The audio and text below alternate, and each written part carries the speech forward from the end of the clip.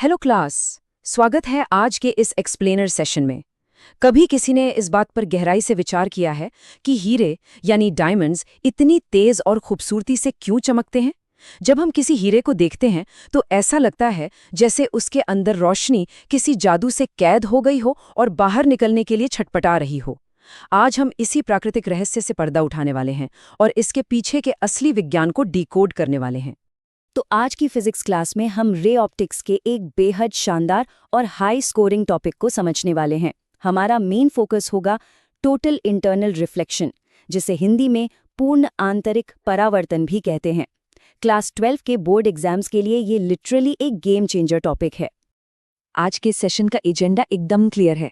हम शुरू करेंगे इंट्रो टू ट्रैप्ड लाइट से, फिर देखेंगे द 2 गोल्डन रूल्स, उसके बाद द क्रिटिकल एंगल मैथ, फिर रियल वर्ल्ड एप्लीकेशंस और आखिर में द 5 मार्क एग्जाम स्ट्रैटेजी। तो चलिए सीधे अपने पहले सेक्शन पर आते हैं। Intro to trapped light, understanding the phenomenon. Imagine कीजिए कि एक लाइट की किरण किसी सघन माध्यम यानी डेंस मीडियम से विरल माध्यम यानी रेयरर मीडियम में जाने की कोशिश कर रही है। बाहर निकलने का पूरा स्ट्रगल चल रहा है, लेकिन जब ये किरण एक खास एंगल पर सतह से टकराती है जिसे हम क्रिटिकल एंगल कहते हैं, और अगर टकराने का एंगल उससे बड़ा हो जाए तो लाइट बाहर नहीं निकल पाती। वो पूरी तरह से बाउंस बैक कर जाती है, अपने उसी डेंस मीडियम में वापस लौट आती है। लाइट के इसी तरह बाउंस बैक होने को ही हम टोटल इंटरनल रिफ्लेक्शन कहते हैं। अब बढ़ते हैं सेक्शंस 2 की तरफ, the 2 golden rules, conditions for TIR। देखिए, फिजिक्स में जादू जैसा कुछ नहीं होता, सब नियमों से चलता है। और इस फिजिकल फिनोमिनन के लिए यूनिवर्स के 2 एकदम सख्त नॉन नेगोशिएबल रूल्स हैं। पहला रूल, लाइट को हमेशा सघन माध्यम जैसे कांच या पानी से विरल माध्यम यानी हवा की तरफ ही जाना चाहिए। और दूसरा रूल, एंगल ऑफ इंसिडेंस यानी आपतन कोण हर हाल में क्रिटिकल एंगल से बड़ा होना ही चाहिए। बोर्ड एग्जाम्स में इन दोनों कंडीशंस को एकदम दिमाग में छाप लेना बहुत जरूरी है। इसे थोड़ा और विजुअलाइज करते हैं। जब लाइट डेंस से रेयरर मीडियम की तरफ जाती है तो जैसे जैसे एंगल बढ़ता है, रिफ्लेक्शन का असर भी बढ़ने लगता है। और एक पॉइंट ऐसा आता है जहां किरणें बाहर जाने के बजाय पूरी तरह से 100% रिफ्लेक्ट होकर नीचे की तरफ वापस आ जाती हैं। मतलब एंगल जितना बढ़ेगा, रिफ्लेक्शन उतना ही स्ट्रांग होगा। यही इस पूरे कॉन्सेप्ट की सबसे मजबूत नींव है। थ्योरी हो गई, अब आते हैं सेक्शन 3 पर, the critical angle maths, the physics formula. तो बोर्ड पर लिखने वाला मास्टर फॉर्मूला क्या है? वो है sin c = 1/μ। यहाँ c अपना क्रिटिकल एंगल है और म्यू है रिफ्रैक्टिव इंडेक्स। सीधा सा लॉजिक है, दोनों के बीच इन्वर्स रिलेशन है, यानी एकदम उल्टा संबंध।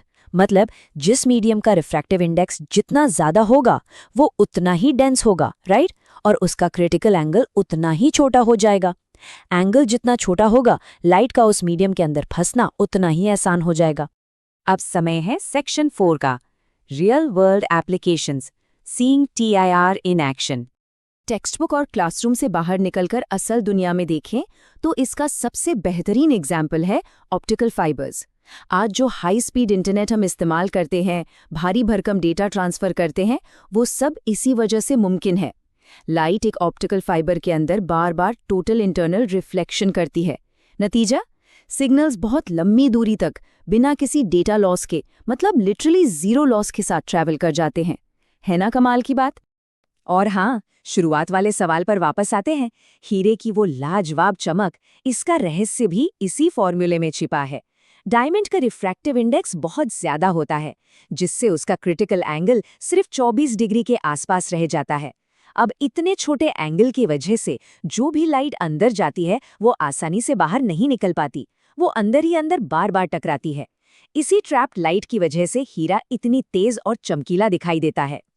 नेचर में एक और बहुत क्लासिक इल्यूजन देखने को मिलता है, मिराज यानी मृग तृष्णा। गर्मियों में रेगिस्तान में क्या होता है?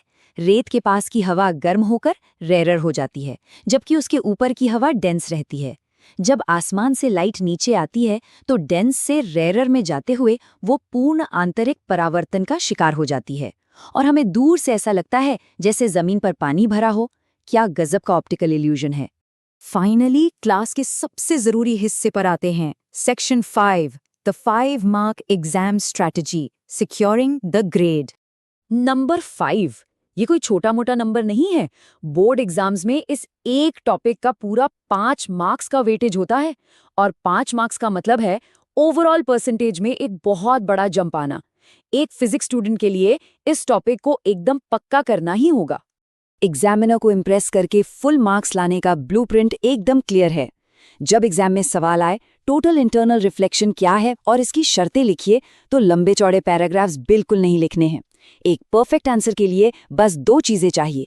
पहली, एक cut to cut perfect definition, और दूसरी, उसके ठीक नीचे पॉइंटर्स में 2 एग्जैक्ट कंडीशंस। बस इतना लिखा और 5 मार्क्स पक्के। और इस पूरे कॉन्सेप्ट को हमेशा याद रखने की एक अल्टीमेट शॉर्ट ट्रिक बताऊं? बस ये लाइन दिमाग में फिट कर लीजिए। Dense to rarer plus angle बड़ा बराबर टोटल रिफ्लेक्शन। ये वो सीक्रेट निमोनिक है जो एग्जाम में कभी धोखा नहीं देगा। पूरा का पूरा कॉन्सेप्ट बस इसी एक लाइन में छिपा है। क्लास खत्म करने से पहले एक सवाल छोड़कर जा रहा हूं। हमारे आसपास की दुनिया में और कहां-कहां रोशनी इस तरह से ट्रैप होकर छिपी हुई है? अगली बार जब कोई बहुत चमकदार चीज दिखे या कोई ऑप्टिकल इल्यूजन नजर आए, तो एक बार फिजिक्स के नजरिए से जरूर सोचिएगा। दुनिया को देखने का तरीका ही बदल जाएगा। तो मिलते हैं अगले